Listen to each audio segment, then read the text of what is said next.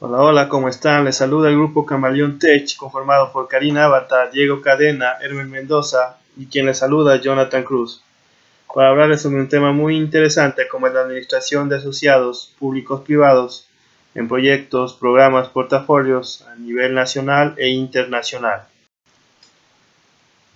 Como agenda para esta presentación tenemos la introducción, los antecedentes, un análisis de aspectos contractuales, fortalezas y debilidades del contrato y un ejemplo de aplicación del mismo. Los países de Latinoamérica tienen intereses divididos con respecto a la participación privada en la gestión de los servicios públicos. Países como Chile, Perú y Colombia se encuentran comprometidos con este tipo de asociaciones. Países como Brasil y México, que no compartían este tipo de alianzas, también han optado por tener una mayor participación. Cabe recalcar que una asociación público-privada se refiere a un acuerdo entre el sector público y privado en el que parte de los servicios que son responsabilidad del sector público es suministrado por el sector privado, bajo un claro acuerdo de objetivos. Es importante considerar que al delegar operaciones diarias, el gobierno puede enfocarse en el desarrollo de leyes, planeamientos y regulaciones. Para llegar a una asociación exitosa es esencial que ambas partes hagan un análisis meticuloso del desarrollo de los objetivos a los cuales están comprometiéndose. Un acuerdo de asociación público-privado bien elaborado debe tener en cuenta tanto las leyes del país como las mejores prácticas internacionales para delinear claramente los riesgos y las responsabilidades que tiene cada uno. El tema de los antecedentes, dentro del estudio se han identificado algunos referentes. Entre los más principales tenemos la crisis de los países han perjudicado el sostenimiento de las alianzas público-privadas. Existe una distinción entre la administración pública y privada. El gobierno dicta regulaciones, impone multas y recauda tributos. Los mercados asignan recursos que se oponen a lo público. Actualmente los estados prefieren delegar funciones tradicionalmente del sector público al sector privado y ningún actor posee el conocimiento para afrontar complejos problemas. Dentro del análisis de aspectos contractuales hemos identificado los siguientes. Tenemos las instituciones como el Banco Mundial, el Banco Interamericano de Desarrollo, donde la mayoría de los lineamientos son similares para proyectos financiados. Se toma en cuenta la legislación local debido a la particularidad de las alianzas público-privadas. Continuando, tenemos los pasos para un contrato con alianza público-privada. En esta hemos identificado 6 pasos. El primero es identificar la forma que debe tomar el proyecto. El segundo, identificar las necesidades del negocio. Tercero, las razones para la participación del sector privado. El cuarto, evaluación de opciones. El quinto, desarrollar un caso de negocio. Y el sexto, identificar los mecanismos para la reforma. Ahora vamos a ahondar un poco en cada uno de estos. El primero, que fue identificar la forma que debe tomar el proyecto, tenemos que el gobierno debe considerar si es mejor hacerlo a través de empresas estatales o debe incluir al sector privado. El segundo, el que es identificar las necesidades del negocio, tenemos que, debido a la falta de capacidad de satisfacer un servicio público a la comunidad, baja el nivel de servicio a una mejora es necesaria. El riesgo empeora al nivel del servicio en un futuro y baja la eficiencia operativa de las instalaciones. El tercer punto tenemos las razones para la participación del sector público, donde el gobierno debe evaluar y asegurarse que hay un modelo de negocio para seguir un proyecto de alianza público-privada. Cuarto, que es evaluación de opciones, tenemos que consta de 2 pasos. El primer paso es identificar las soluciones de entrega. El segundo, realizar una evaluación preliminar de las opciones disponibles. El quinto, que es desarrollar un caso de negocio, tenemos que el gobierno tendrá que desarrollar un modelo de negocio más detallado del proyecto para evaluar si la alianza público-privada proporcionará una rentabilidad.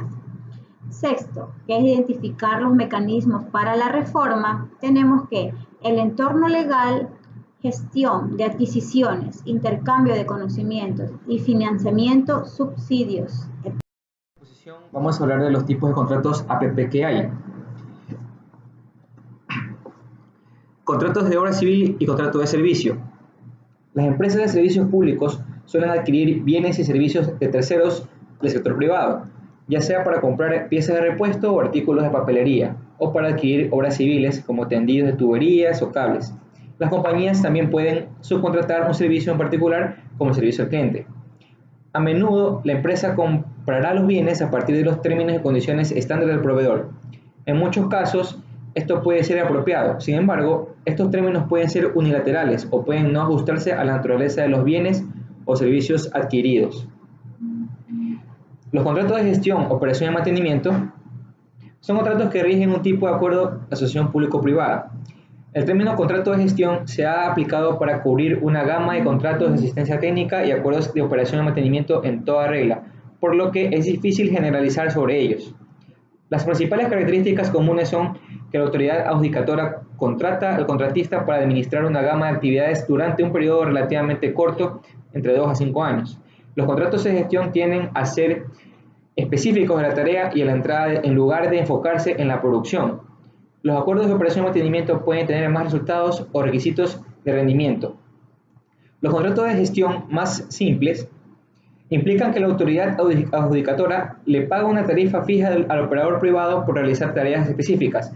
La remuneración no depende de la recaudación de tarifas y el operador privado normalmente no asume el riesgo de la condición del activo. Cuando los contratos de gestión se basan más en el desempeño, pueden implicar que el operador asuma más riesgos, incluso el riesgo de la condición del activo y el reemplazo de componentes y equipos menores. Los contratos de arrendamientos y contratos aftermarket generalmente son acuerdos del sector público-privado bajo los cuales el operador privado es responsable de operar y mantener la utilidad, pero no para financiar la inversión.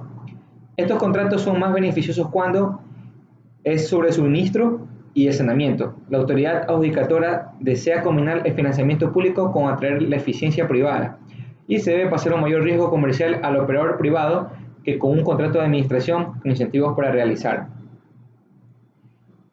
Con respecto a los contratos tipo concesiones, una concesión otorga a la concesionaria el derecho a largo plazo de usar todos los activos de utilidad otorgados a la concesionaria, incluida la responsabilidad por las operaciones y alguna inversión. La propiedad de los activos sigue perteneciendo a la autoridad y la autoridad suele ser responsable del reemplazo de los activos más grandes. Los activos revierten a la autoridad al final del periodo de la concesión, incluidos los activos comprados por el concesionario. En una concesión, el concesionario normalmente obtiene la mayoría de sus ingresos directamente del consumidor y por lo tanto tiene una relación directa con el consumidor. Un contrato de un proyecto Build Operate Transfer o BOT se usa generalmente para desarrollar un activo discreto en lugar de una red completa y en general es completamente nuevo o de nueva creación. La empresa u operador del proyecto generalmente obtiene sus ingresos a través de una tarifa que se compra a la empresa de servicios públicos o gobierno en lugar de tarifas aplicadas a los consumidores. En los países de derecho consuetudinario, una serie de proyectos se denominan concesiones, como los proyectos de autopistas, de peaje, que son construcciones nuevas y tienen una serie de similitudes con los BOT. En un proyecto con un contrato tipo DBO, Design, Build and Operate, el sector público posee y financia la construcción de nuevos activos. El sector privado diseña, construye y opera los activos para cumplir con ciertos productos acordados.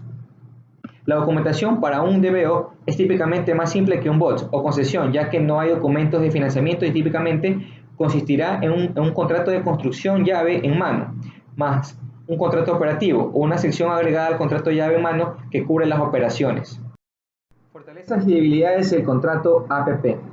La asociación público-privada presenta varios beneficios relevantes. A continuación les expresaré algunos de ellos. Primero, permite promover la coordinación y gestión conjunta de proyectos entre el sector privado y el público. Fomenta la compatibilización de intereses de los sectores públicos y privados. Permite la coexistencia de las fortalezas de los sectores público y privado. Fomenta la sostenibilidad de los proyectos, evitando reacciones extremas a favor o en contra del sector privado o del sector público. Continuando con lo que se refiere a las debilidades del contrato, entre las principales limitaciones que observamos para el fomento y desarrollo de la asociación público-privada como un medio sostenible de interacción de los sectores público y privado en un país se encuentran los siguientes: la falta de voluntad política, Tenemos también la ausencia de potestad para el desarrollo de la asociación público-privada, una falta de seguridad jurídica, un rechazo a los mecanismos mercantiles de asociación y financiamiento o con la misma moneda, y un rechazo a mecanismos públicos de asociación, considerando que una alianza público-privada requiere la combinación equilibrada del derecho público y del derecho privado, dentro de lo que son las debilidades del contrato. Al hablar sobre el ejemplo de la aplicación del contrato, hemos tomado en cuenta lo que se refiere al canal de acceso del dragado canal de acceso del puerto marítimo de Guayaquil, el cual tiene una longitud aproximada de 94 kilómetros desde la boya de mar hasta el puerto marítimo de Guayaquil. Para el ejemplo, hemos tomado en cuenta un contrato que hizo el gobierno del Cantón de Guayaquil, el cual tiene como finalidad aumentar de 9,6 metros el canal de acceso hasta 11,5 metros de profundidad. Con esto, permitiendo que las importaciones y exportaciones por vía marítima se amplíen, especialmente permitiendo que vengan buques tipo Panamax con una mayor cantidad de disponibilidad de los contenedores. Dentro de este contrato se toman en cuenta varios ítems. Como podemos observar, tuvimos la grata visita al servicio de dragas, el cual está haciendo ya un dragado a todo ese canal, especialmente desde la boya 86 hasta la 96 que llega al puerto marítimo. Dentro de este contrato se reconocen ambas partes del contrato. Por una parte, la parte pública, que es la muy ilustre Municipalidad de Guayaquil, y la parte privada con un representante legal con la responsabilidad de realizar el dragado, incluyendo operación, mantenimiento, y este contrato está bajo los términos FBOT. Quiere decir que hay un financiamiento, una construcción, la operación y por supuesto el traspaso. Es decir, en este caso el gobierno local no tiene que emplear ningún recurso de sus arcas, sino la institución privada es la que va a hacer todo el financiamiento, la limpieza, y a través de un cobro por el ingreso de los naves va a buscar su financiamiento. Dentro del contrato también se definen los términos, que son los nombres por utilizar en el proceso, tanto para actores y la documentación oficial. De igual manera se indica las responsabilidades que va a tener cada uno de los participantes dentro de lo que es el inicio del contrato, el tiempo de trabajo, la documentación de operación y el mantenimiento que se va a realizar. También podemos observar allí en el contrato el mecanismo de cobro de la operación del proyecto, definiendo las tarifas que ya se ha hecho un estudio previo entre los organismos del municipio y el sector privado. Por supuesto, como en todo contrato, también existen las cláusulas de penalización y asimismo se indica el mecanismo para el cobro de la ejecución del contrato, como son la fecha de presentación de facturas, los formatos, los requisitos y a quién se les va a entregar. Como esto es un contrato de dragado y estamos a un constante comportamiento no tan normal de la naturaleza, el alcance puede cambiar y esto va a conllevar a utilizar varias tasas de reajuste por variación de volúmenes. Estas tablas también de conversión también se han quedado definidas previamente en lo que es el contrato. Igual el financiamiento, como se explicó, es parte de la entidad privada y el monto económico que se le asigna a toda la ejecución de este contrato, tomando en cuenta todos los riesgos que pueden ser definidos. Por ende, la institución ha tomado todas las garantías y pólizas contra todo riesgo.